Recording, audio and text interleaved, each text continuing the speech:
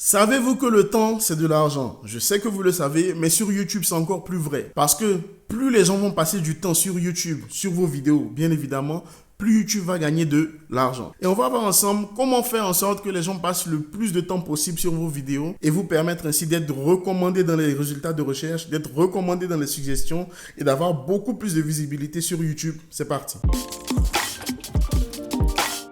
Bonjour, ici William Angora pour SEMrush. Je suis Social Media Manager dans une agence de communication et je suis spécialiste YouTube et marketing vidéo. Si vous ne connaissez pas le mot Watch Time, ça veut dire que vous avez du retard sur YouTube. Et dans cette vidéo, je vais vous expliquer c'est quoi le Watch Time, quelle est son importance vitale pour votre chaîne YouTube et pour YouTube principalement et comment est-ce que vous pouvez améliorer votre Watch Time. Alors le Watch Time, qu'est-ce que c'est? C'est ce qu'on appelle le temps passé sur vos vidéos. Il se divise en deux parties, il a deux définitions. La durée moyenne de visionnage, donc c'est le temps moyen que chaque personne va passer sur chacune de vos vidéos. Et on a ce qu'on appelle la rétention d'audience, c'est le pourcentage moyen que les gens vont regarder sur votre vidéo. Je prends un exemple simple, votre vidéo fait 10 minutes, quelqu'un la regarde pendant 5 minutes, ça fait une durée de rétention de 50%. Donc vous arrivez à maintenir la personne sur vos vidéos en moyenne pendant 50%.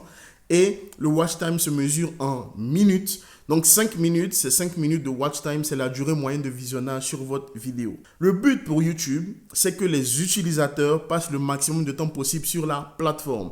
Parce que plus ils vont passer du temps sur la plateforme, plus YouTube va leur faire voir des publicités et tu vas gagner de l'argent. Le plus important, c'est de comprendre que les gens doivent déjà cliquer sur vos vidéos et ça sera le sujet d'une autre vidéo.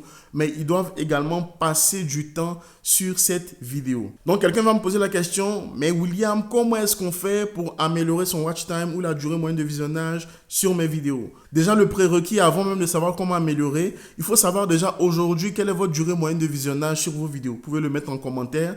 Vous pouvez le retrouver dans vos analytics. Vous l'avez directement dans l'onglet audience, dans l'onglet engagement. Vous allez voir vos durées moyennes de visionnage pour chacune de vos vidéos et pour votre chaîne YouTube dans sa globalité. Le premier élément, c'est d'aller droit au but dans vos vidéos. Alors, dans certains cas, c'est important de se présenter et de faire une introduction. Mais une erreur commune que les gens font, les entreprises font, c'est de mettre des introductions de 45 secondes qui sont très belles, hyper qualitatives, mais concrètement qui ne servent à rien concernant la durée moyenne de visionnage. Donc, évitez les introductions à rallonge. Évitez de dire bonjour pendant 5 minutes sur vos vidéos. Il faut déjà que dans les premières secondes, la personne sache de quoi est-ce qu'on va parler dans la vidéo. Et une fois qu'elle sait, elle a un peu plus d'intérêt à rester sur votre vidéo. Voilà pourquoi je n'ai pas commencé la vidéo en disant bonjour, je m'appelle William Angora, j'ai 2 enfants, je suis marié, etc. Non, c'est pas ça le but.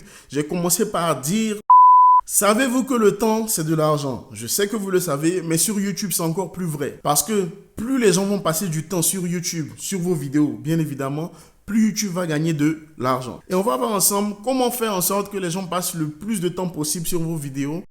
Donc, j'ai capté votre attention et votre intérêt. Donc là, soit vous restez, soit vous partez. Mais pour ceux qui ont eu de l'intérêt sur la vidéo, ils auront envie de rester pour en savoir un peu plus. Parce que vous faites en sorte que les gens regardent vos vidéos un peu plus longtemps. Et ça, c'est un avantage pour vous. Également, un avantage, un bénéfice pour YouTube. Ensuite, il va falloir travailler le montage. Alors, le montage vidéo, c'est vrai que beaucoup de gens n'aiment pas. Voilà pourquoi c'est important de déléguer le montage à des personnes qui s'y connaissent afin qu'il y ait du rythme, il y ait du dynamisme, il y ait une variation de plan, qu'on ne tombe pas dans la monotonie. Non, évitons la monotonie. Mais le montage est un élément qui peut vous aider à améliorer la durée moyenne de visionnage. Parce que même au cinéma, lorsqu'on regarde un film, il n'y a pas assez de rythme, il n'y a pas assez d'intensité, il n'y a pas vraiment de structure dans le film, on s'ennuie. Donc le but, c'est de ne pas forcément ennuyer l'audience. Je ne dis pas de faire du divertissement à tout va, non. Je dis juste de créer une expérience pour l'utilisateur. Variation de plan, changement de rythme, éventuellement quelques petites touches d'humour ici et là, et vous aurez des personnes qui vont rester un peu plus longtemps sur vos vidéos. Splendid!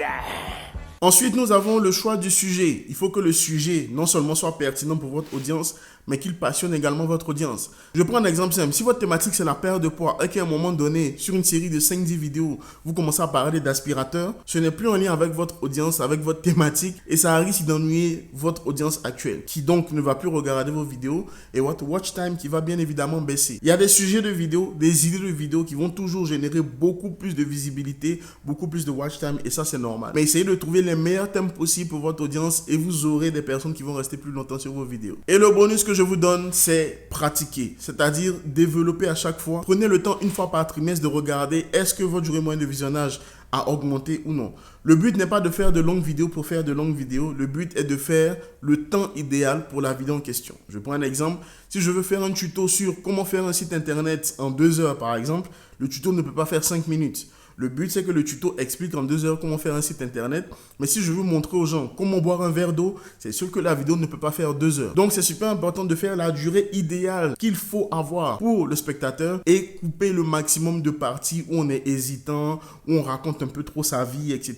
Et ce n'est pas avantageux pour vous de faire perdre du temps aux gens. Donc, coupez les parties qui n'ont pas forcément de sens, qui ne sont pas forcément pertinentes pour votre vidéo, pour votre audience. Et vous allez avoir des gens qui vont rester beaucoup plus longtemps sur vos vidéos. Encore une fois, merci d'avoir regardé cette vidéo. N'oubliez pas de vous abonner à SEMrush pour d'autres vidéos qui vont sortir et surtout d'activer la cloche de notification. Comme ça, vous serez les premiers avertis lorsqu'il y aura une vidéo qui va sortir sur la chaîne.